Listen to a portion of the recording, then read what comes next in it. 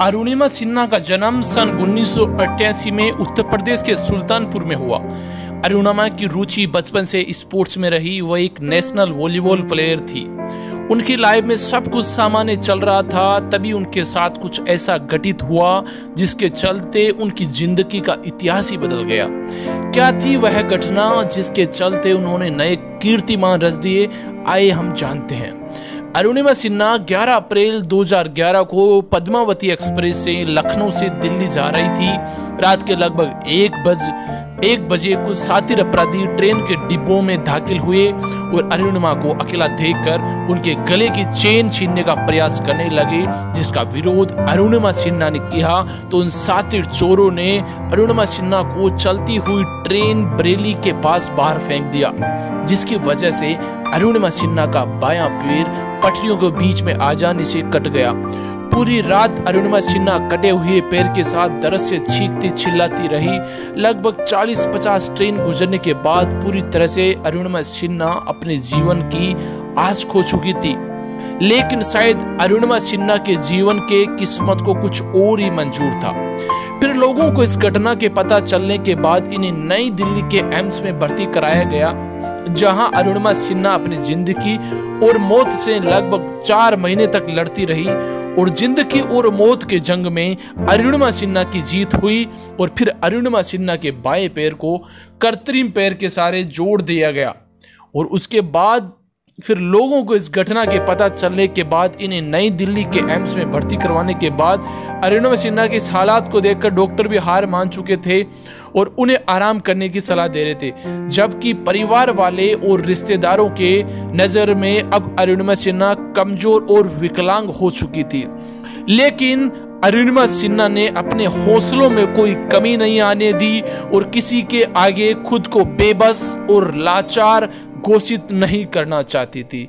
मंजिल मिल ही जाएगी, भटकते हुए ही सही, मंजिल मिल ही जाएगी, भटकते हुए ही सही। घूमना तो वह है जो घर से निकले ही नहीं, अरुणिमा यही नहीं रुकी। युवाओं और जीवन में किसी भी प्रकार के अभाव के चलते निराशापूर्ण जीवन जी रहे लोगों में संपूर्ण प्रेरणा और उत्साह जगाने के लिए उन्होंने अब दुनिया के सभी 7 महाद्वीपों की सबसे ऊंची चोटियों को लांघने का लक्ष्य तय किया है। इस क्रम में वे अब तक अफ्रीका की किलिमंजारो और यूरोप की एल्ब्रुस चोटी पर तिरंगा लहरा चुकी है। दोस्तों, अरुणिमा अगर हार मानकर और लाचार होकर घर पर बैठ जाती तो आज वह अपने घर परिवार के लोगों पर बोझ होती। संपूर्ण जीवन उन्हें दूसरों के सहारे गुजारना पड़ता, लेकिन उनके बुलंद हौसले और आत्मविश्वास ने उन्हें टूटने से बचा लिया। दोस्तों, मुश्किलें तो हर इंसान के जीवन में आती है, लेकिन विजयी वही होता है जो उन मुश्किलों से बुलंद हौसलों के साथ डटकर मुकाबला करता है। अरुणिमा सिन्हा ने हमारे देश की शान है और हमें उनसे जीवन में आने वाले दुखों और कठिनाइयों से लड़ने की प्रेरणा लेनी चाहिए। हम तहे दिल से अरुणिमा सिन्हा को सलाम करते हैं, सैल्यूट करते हैं। इस तरह अरुणिमा ने अपने वापस लौटने में सफलता हासिल की और सभी को चौंकाने पर मजबूर कर दिया। अरुणिमा ने वो साबित कर दिया कि अगर इंसान सच्चे दिल से चाहे तो क्या कुछ नहीं कर सकता। इंसान चाहे वह औरत हो, आदमी हो या कोई विकलांग हो। अरुणिमा का कहना है कि इंसान शरीर से विकलांग नहीं होता बल्कि मानसिकता से विकलांग होता है।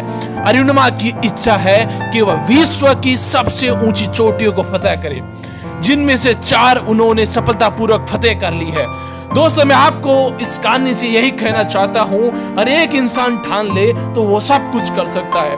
अब अरुणिमा सिन्हा इतना सब कुछ गुजर जाने के बावजूद उसने ये चोटियां फतेह कर दी। अगर आपके पास सब कुछ है, उसके बावजूद अगर आप कुछ नहीं कर रहे हैं तो ये बहुत ही अफसोस की बात है, ये पश्चाताप करने की बात है कि अरुणिमा सिन्हा ने एक पैर खोने के बावजूद भी वो कर दिखाया जो एक इंसान सारे अंग होने के बावजूद नहीं कर दिखाता।